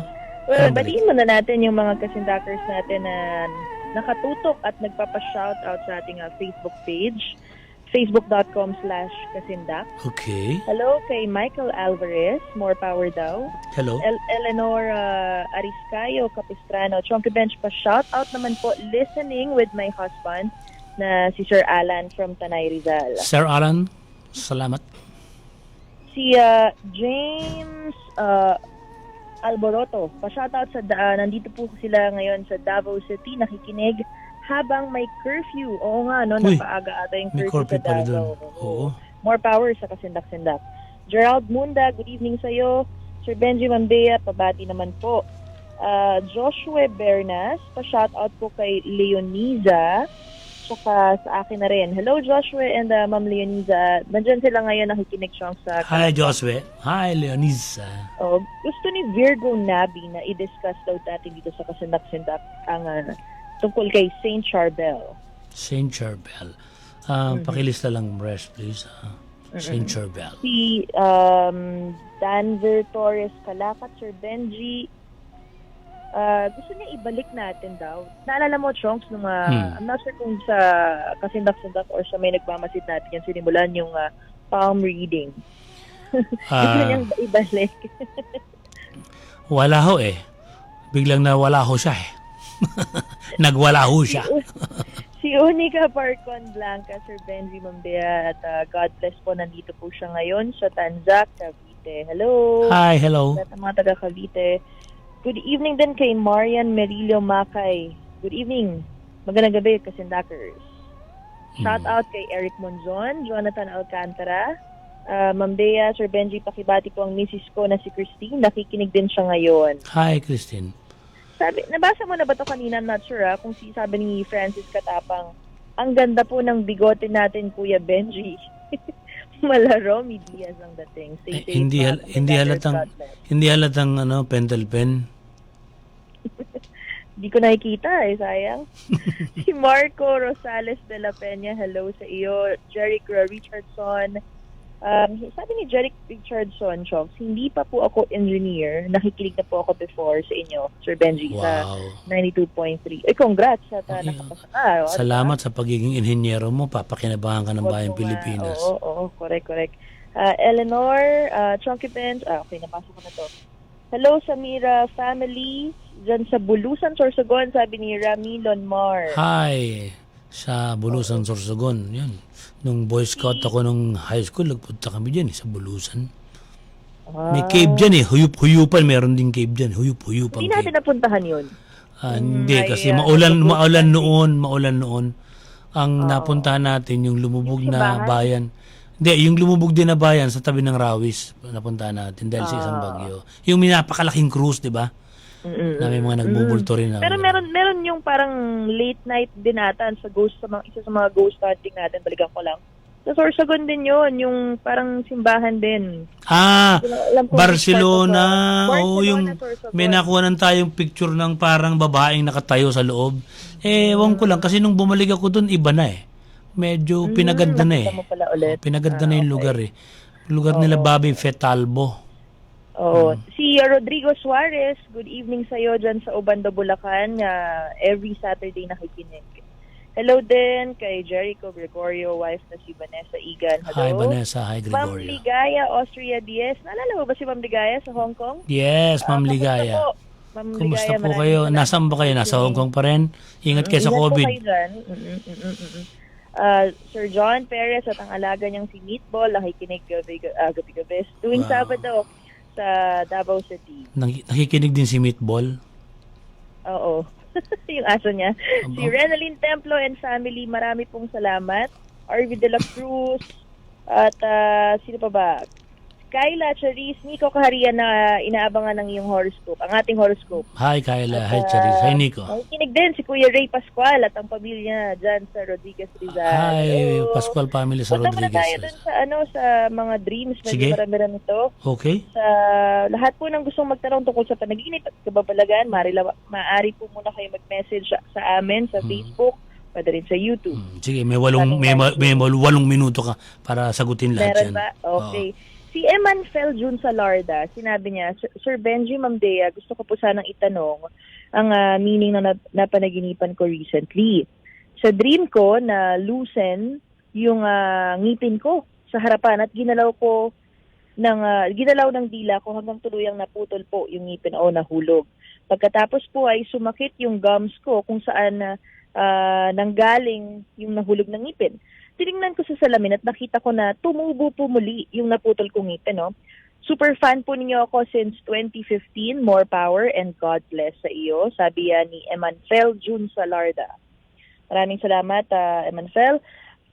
Yung panaginip mo, no, nagpapahiwatig na kailangan mo pang i-boost yung self-confidence mo. At marahil sinisimulan mo na ito. Sa iyong waking life, nahihirapan ka siguro no, na makipag-communicate through your emotions or your thoughts. Kumbaga, itinatago mo yung nasa isip mo, yung nararamdaman mo, at nagiging negatibo na, no? Kaya kinakatok ka ng iyong subconscious mind na dapat ibulalas mo na yan. Sabihin mo na yan, speak up, i-express mo yung kung ano yung gusto mong sabihin. Mahirap kasi pag nakikimkim ng emosyon. Si Adrian Jasper Ormido, gusto ko lang pong itanong yung panaginip ko na nagnakaw daw po ako at binalik-balikan ko pa raw. Tapos po nahuli na ako at hinarap daw po ako sa mga magulang ko. Pilit ko po na itinatanggi at naalala ko pa nga po nakamotor ako noon hanggang dito na lang. Sana ay mabasa ninyo. Maraming salamat Sir Benjie at Ma'am Deah. More power. Salamat. Adrian, good evening sa'yo. Yung panaginip mo nagre-representa sa marahil pagiging guilty mo sa isang bagay o sitwasyon sa iyong waking life. So, suriin mong mabuti kung ano ito, Adrian. Posible kasi na itong itinatago mo ay magresulta sa pagbagal ng iyong pag-unlad. So, tinutukoy nito yung own growth mo, yung pagkatao mo. Nababagalan ka rin marahil sa progression na meron kang sa ngayon. Good evening kay Ma'am Zenny Arevalo. Sir Benjie. Hi, Ma'am Zenny. Sabihin ng panaginip ko. Kasi may kasama akong babae at may pinuntahan po kami. At ako raw po ay naglalakad o lumalakad sa tubig. Medyo marumi at pag nananaginip ako ng tubig sa panaginip, lalo po sobrang dumi at nilalakaran pa at nagkakasakit ako. Pero sakit na mild lang like tonsillitis, sinusitis. Ano kayang ibig sabihin nito, no? Avid fan po ako at avid viewer ng Kasindak-Sindak.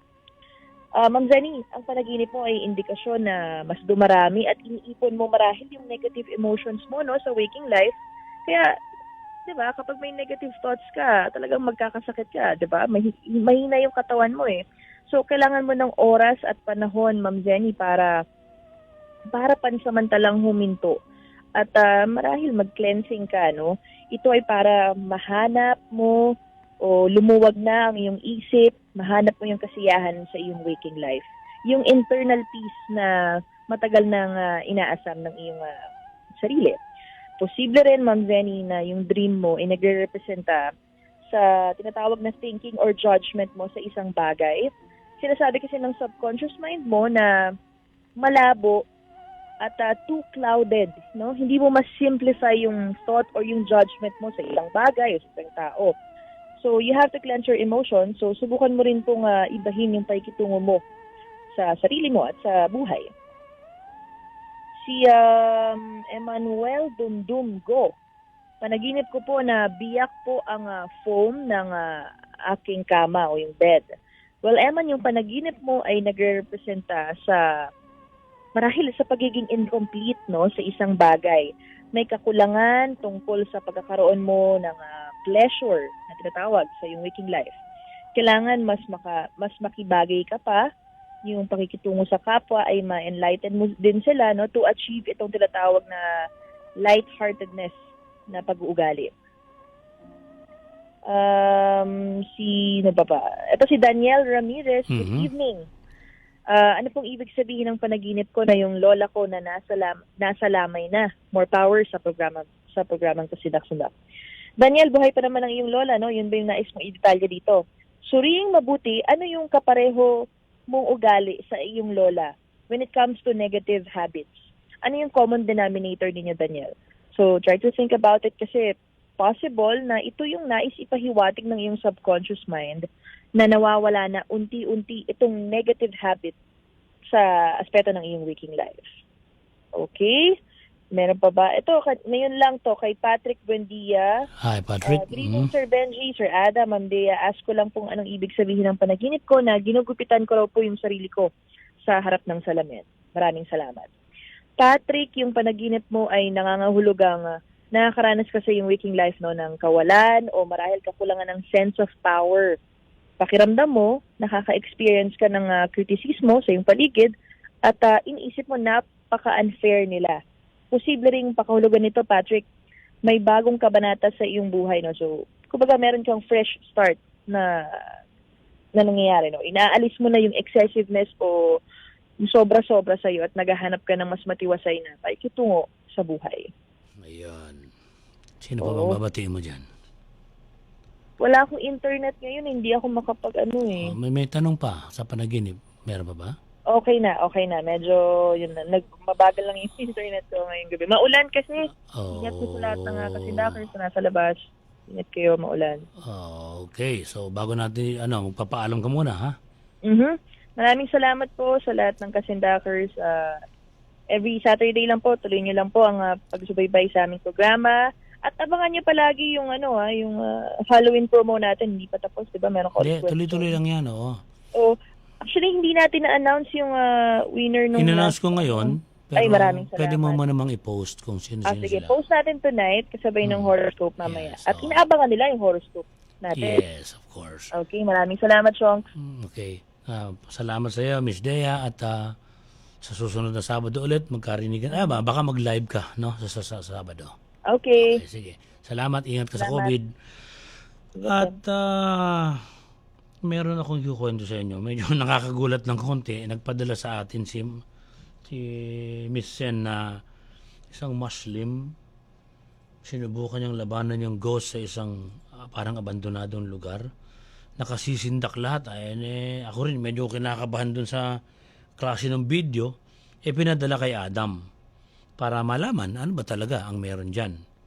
At narito po yung naging comment ni Adam kay Miss Sen o Miss Sen doon sa ipinadala niyang video na pinanood ni Adam.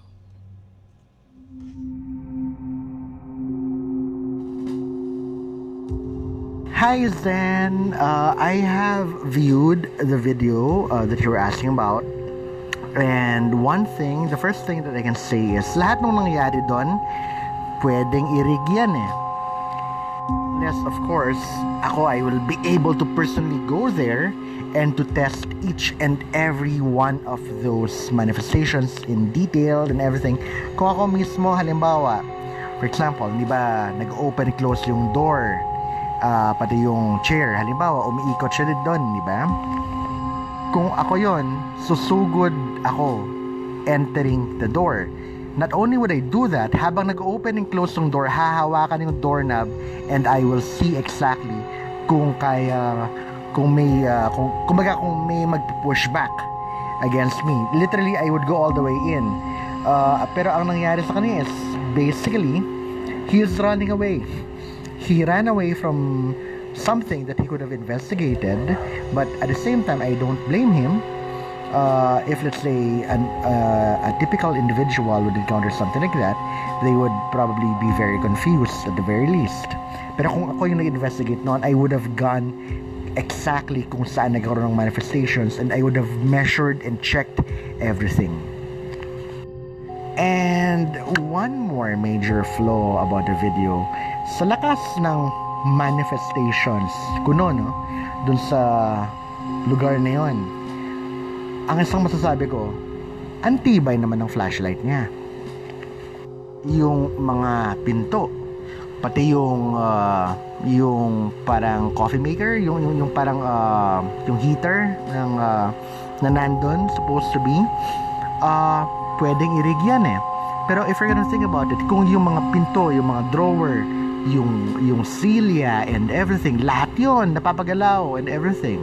At kung susundan natin yung belief na nakakasakit daw yung mga prayers or words to whatever malevolence is there, sobrang tibay naman yata ng flashlight na all throughout, hindi siya nagkakaroon ng flicker man lang or power problem habang umiikot yung tao niyon around.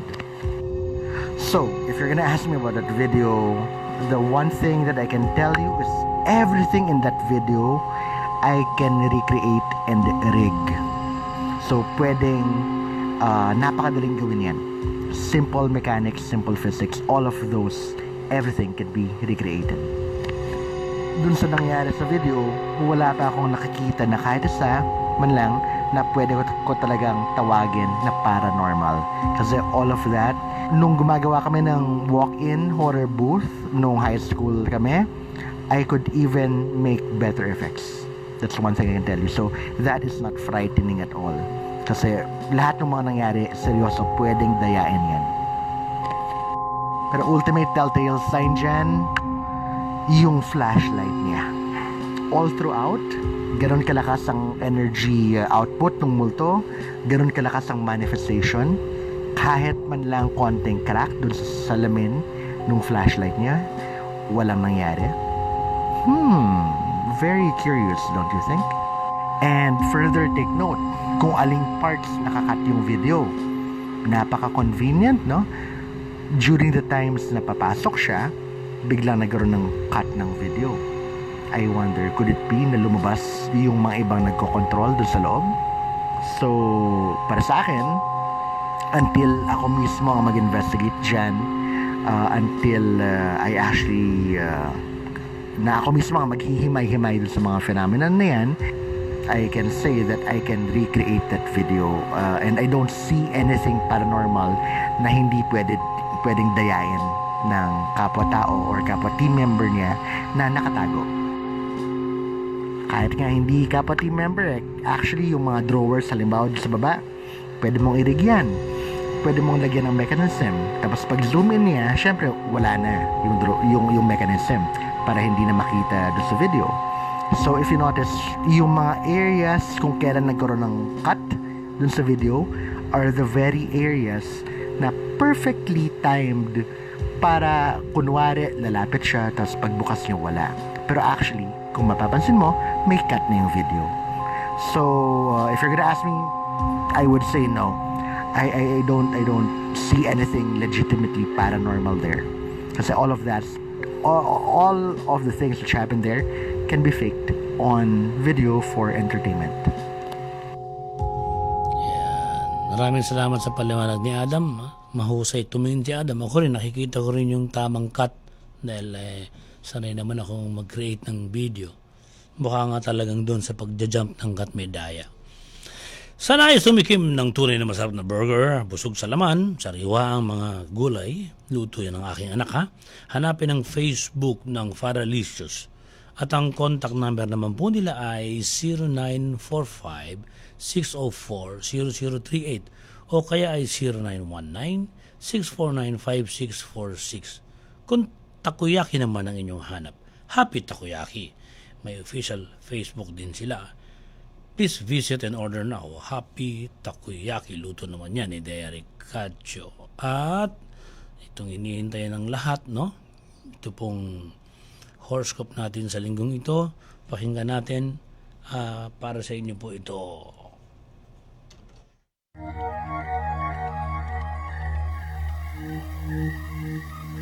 Narito na ang horoscope sa linggong ito.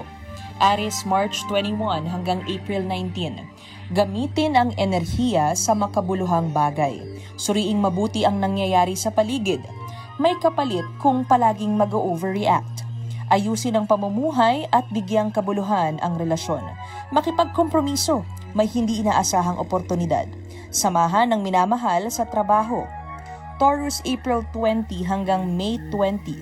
Hindi kailangang magpapansin.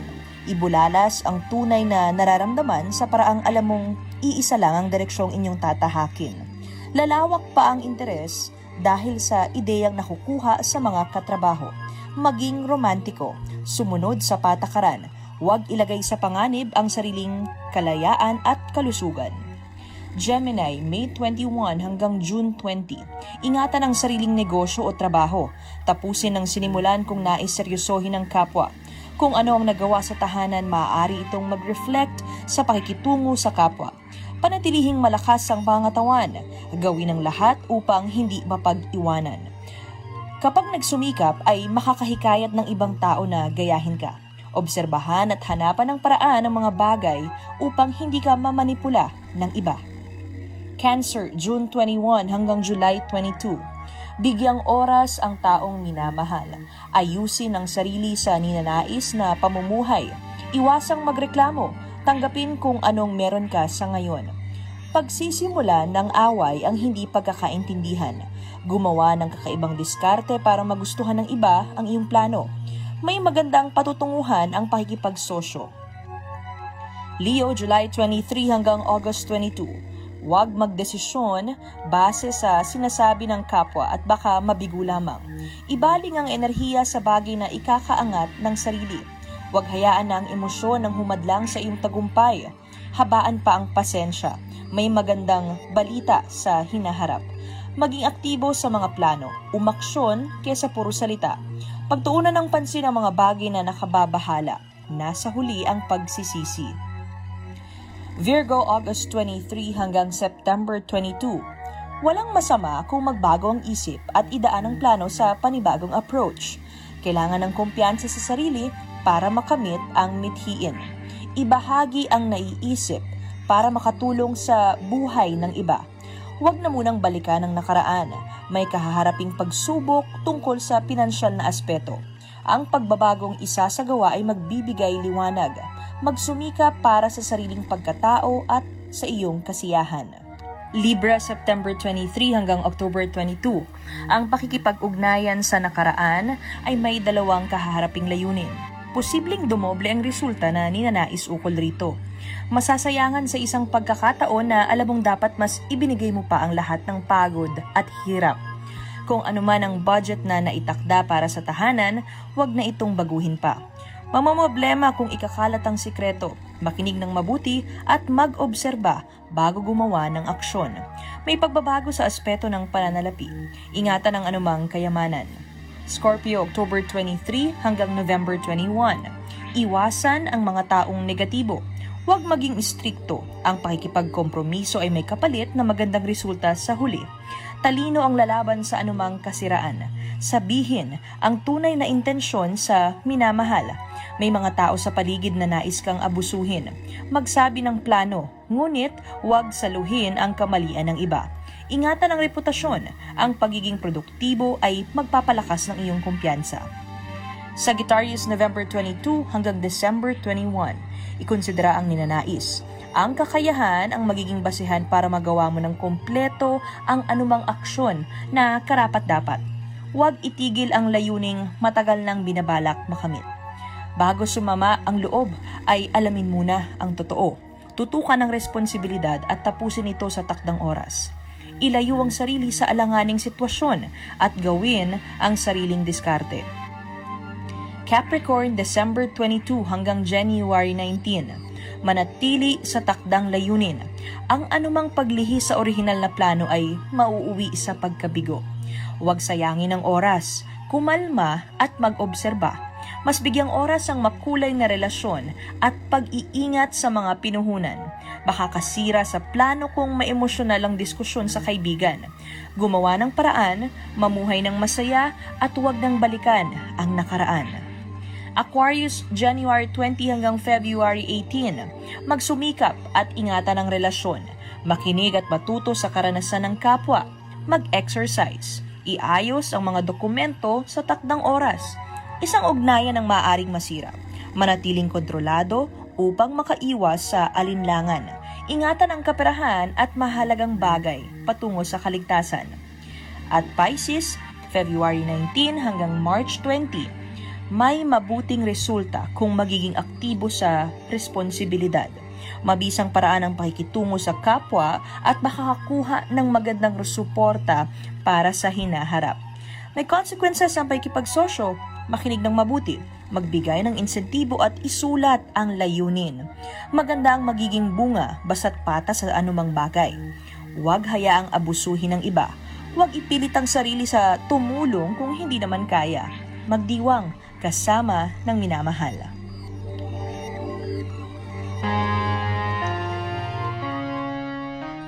Sa nais pong sundan ang aming horoscope, buksan lang ang Facebook page at ilalagay namin mamaya-maya lamang. Maraming salamat sa writer na si Res Kinapido de Castro at Henry Berediano, ang ating cameraman. Salamat kay Director General Bongo Portadera ng Philippine Broadcasting Service, Deputy Director General Carlo Villo at Director Maki Kainibong. Salamat sa ating station manager sa Radyo Pilipinas, Alan Alanige. Ang lagi nating katuwing-tuwing Sabado, maraming salamat kina Kuya Jess Batislaong at Kuya Michael Laines. At siyempre sa suporta ng Philippine Information Agency sa pangunguna ni Director Abner Caga. Sa mga nais pang humabol at hindi naabutan ng umpisa, ay upload namin mamaya-maya lamang youtube.com/Kasindak-Sindak official ang buong episode na ito. youtube.com/Kasindak-Sindak official. Hanggang sa susunod na Sabado, sa ngalan ni Deah Ricacho at Teresa, si Benjie Felipe nagsasabing hindi pa tapos ang COVID-19. Stay apart, stay smart, stay sharp. Hanggang sa susunod na Kasindak-Sindak sa Radyo Pilipinas.